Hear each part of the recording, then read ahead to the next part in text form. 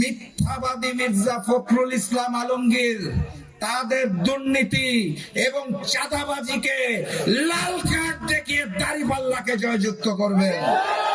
দেলোয়ার ভাই আপনাদের সামনে এসেছে, দাঁড়িপাল্লার প্রতীক নিয়ে এসেছে। ঠাকুরগাঁ 1 আসন দেলোয়ার ভাইকে দাঁড়িপাল্লায় জয়যুক্ত করে আগামীর প্রধানমন্ত্রী ডাক্তার শফিকুর রহমানকে আমরা উপহার দিব ইনশাআল্লাহ।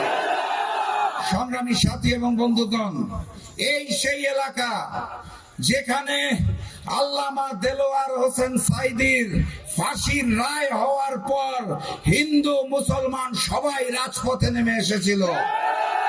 এখানে সেদিন 6 জনকে নির্মম ভাবে হত্যা করা হয়েছিল, যার মধ্যে 5 জন মুসলিম ছিল, 1 জন হিন্দু ছিলেন। অত্র এলাকার মুসলমান হিন্দু ভাই ভাই একত্রিত হয়ে আগামী 12 তারিখ আমরা দাঁড়িপাল্লাকে জয়যুক্ত করবো ইনশাআল্লাহ। আর তার আগে আরেকটা ভোট দিতে হবে, মনে আছে তো নাকি? গণভোটে গণভোটে গণভোটে গণভোটে হাকে জয়যুক্ত করবেন।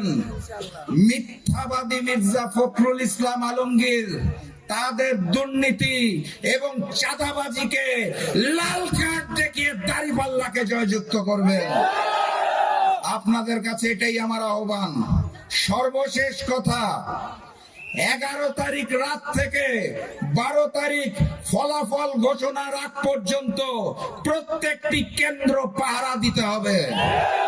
আগের মতো কেন্দ্র দখল করতে আসবেন, ওই বাংলাদেশ আর নাই। ছাত্র ভাইরা যুবক ভাইদেরকে আদেশ করে যেতে চাই, যদি আমার কোনো বোনের গায়ে হাত পড়ে তাহলে সেই হাত ভেঙে চুরমার করে দেবেন। 12 তারিখ ভোটের অধিকার যদি কেউ ছিনিয়ে নিতে আসে তাহলে তিতুমিরের বাঁশের কেল্লার মতো বাঁশ নিয়ে পাহারা দিবেন ইনশাআল্লাহ। আগামীর বাংলাদেশ হবে মানবিক বাংলাদেশ।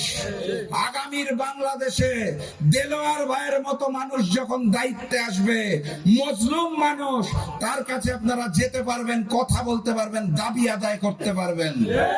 ওই বুলেট প্রুফ গাড়ির ভিতরে যারা থাকে, ভিআইপি সেজে যারা থাকে, স্যুট কোট প্যান্ট যারা চলতে পারে না, তাদের আমরা চাই না। আমরা মজলুম ভাই দেলোয়ার ভাইকে যেতে চাই।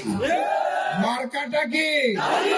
আরো জোরে ইনশাআল্লাহ 12 তারিখ দেলোয়ার ভাই জিতে যাবে। দেখা হবে ইনশাআল্লাহ বিজয়ে।